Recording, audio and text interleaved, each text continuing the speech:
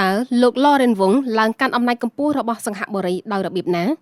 តើអ្នកដឹងទេថានាយករដ្ឋមន្ត្រីសង្ហបុរីសប្តាហ៍ថ្ងៃនេះចូលមកដឹកនាំប្រទេសដោយរបៀបណាសូមតាមដានវីដេអូនេះកៅអីកម្ពុជារបស់ប្រទេសមហាអំណាចសេដ្ឋកិច្ចអាស៊ានមួយនេះមិនមែនបានមកដោយចៃដន្យនោះទេពីបរិះដែលបញ្ចេញសមត្ថភាពសង្គ្រោះប្រទេសក្នុងពេលមានវិបត្តិឆ្ពោះទៅកាន់ការក្តោបក្តាប់អំណាចចំនួនទី4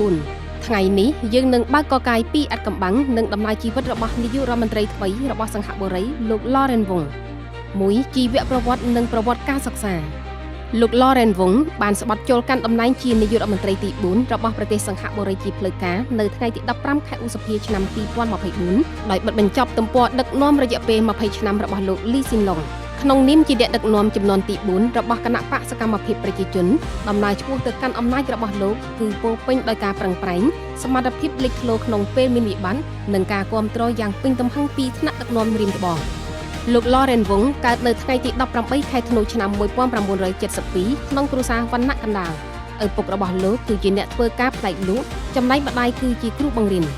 លោកធំដឹងក្តីនៅក្នុងផ្ទះស្នាក់នៅសាធារណៈនៅតំបន់ Marine Parade ដែលជាបទពិសោធន៍មួយធ្វើឲ្យលោកយល់ច្បាស់ពីជីវភាពរស់នៅរបស់ប្រជាជនសង្ហបុរីទូទៅទោះរៀននៅសាលារដ្ឋធម្មតាក្នុងស្រុកកាលពីកុមារភាពប៉ុន្តែលោកបានទទួលអាហារូបករណ៍រដ្ឋាភិបាលទៅបន្តសិក្សានៅសហរដ្ឋអាមេរិកបរិញ្ញាបត្រផ្នែកសេដ្ឋកិច្ចពីសាកលវិទ្យាល័យ University of Wisconsin-Madison ឆ្នាំ1993បរិញ្ញាបត្រជាន់ខ្ពស់ផ្នែកសេដ្ឋកិច្ចពីសាកលវិទ្យាល័យ University of Michigan Ann Arbor ឆ្នាំ1995បរិញ្ញាបត្រជាន់ខ្ពស់ផ្នែករដ្ឋបាលសាធារណៈពីសាលា Harvard Kennedy School ឆ្នាំ2004 2ដំណើរឈានជើងឡើងកាន់អំណាចកម្ពុជាមុនក្លាយជានាយករដ្ឋមន្ត្រីលោកបានចំណាយពេលជាង2ទសវត្សរ៍ក្នុងនាមជាមន្ត្រីរាជការនិងជាអ្នកនយោបាយលោកចាប់ផ្ដើមអាជីពជាសេដ្ឋវិទូនៅក្រសួងពាណិជ្ជកម្មនិងឧស្សាហកម្មសង្ហបុរីពីឆ្នាំ1997ដល់ឆ្នាំ2011ដោយសារមានសមត្ថភាពលោកបានឡើងតំណែងជាបន្តបន្ទាប់រហូតក្លាយជាអ្នកប្រតិបត្តិនៃអាជ្ញាធរទីផ្សារថាមពលនៅឆ្នាំ2011លោកត្រូវបានជ្រើសតាំងជាសមាជិកសភាជាលើកដំបូងក្រោយមកលោកត្រូវបានតែងតាំងឲ្យកាន់តំណែងរដ្ឋមន្ត្រីក្រសួងសំខាន់ៗជាច្រើនរួមមានក្រសួងវប្បធម៌សហគមន៍និងយុវជនក្រសួងអភិវឌ្ឍជាតិក្រសួងអប់រំនិងក្រសួងហិរញ្ញវត្ថុនៅអំឡុងពេលវិបត្តិ COVID-19 បានធ្វើឲ្យប្រជាជននិងគណៈបកជឿជាក់លើលោកបំផុតគឺនៅពេលលោកធ្វើជាសហប្រធានក្រុមការងារពិសេសប្រយុទ្ធប្រឆាំង COVID-19 ភាពស្ងប់ស្ងាត់ការបញ្យល់ប្រកបដោយហេតុផលច្បាស់លាស់និងការសម្រេចចិត្តដាច់ណាត់របស់លោកក្នុងពេលមានវិបត្តិបានធ្វើឲ្យលោកទទួលបានការគាំទ្រយ៉ាងខ្លាំងក្នុងឆ្នាំ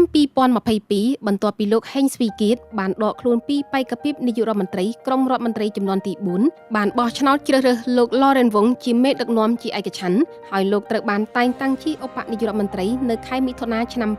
2022មុនឡើងជានាយករដ្ឋមន្ត្រីជាស្ថាពរ3គោលនយោបាយសំខាន់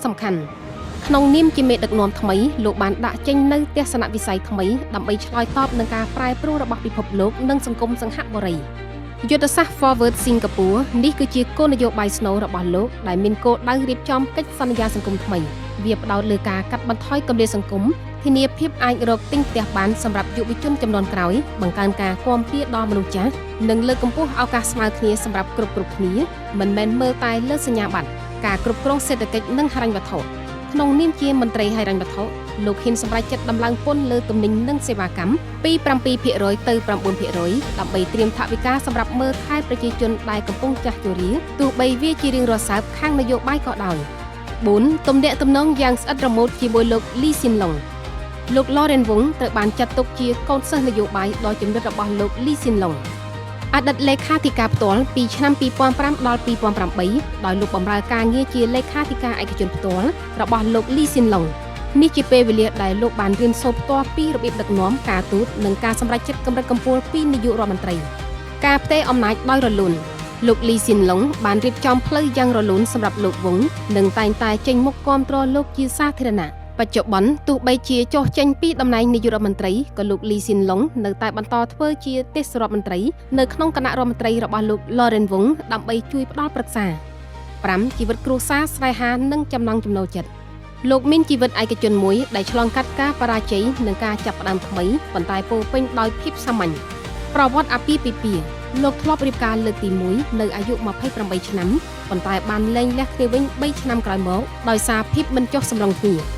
ភរិយាបច្ចុប្បន្នលោកបានរៀបការលើកទី2ជាមួយលោកស្រី Lucy Lui ដែលជាអតីតបុគ្គលិកធនាគារនិងបច្ចុប្បន្នធ្វើជាផ្នែកគ្រប់គ្រងទ្រព្យសម្បត្តិលោកស្រីតែងតែបង្ហាញមុខជាសាធារណៈជាមួយលោកយ៉ាងទន់ភ្លន់និងទទួលបានការចាប់អារម្មណ៍យ៉ាងខ្លាំងពីមហាជនអំឡុងពេលពិធីស្បត់ចូលកាន់តំណែងរបស់លោកកាលពីខែឧសភាអ្នកទាំងពីរមិនមានបុត្រនោះទេចំណង់ចំណូលចិត្តអ្វីដែលធ្វើឲ្យយុវជនសង្ហបុរីចូលចិត្តលោកគឺលោកជាអ្នកលេងហ្គីតាដ៏ប៉ិនប្រសប់ម្នាក់លោកតែងតែបង្ហោះវីដេអូលេងហ្គីតានៅលើ TikTok Instagram ជាអ្នកចូលចិត្តជិះម៉ូតូធំនិងជាមនុស្សស្រឡាញ់សត្វឆ្កែលោកមានឆ្កែពូជ Golden Retriever មួយក្បាលឈ្មោះ Summer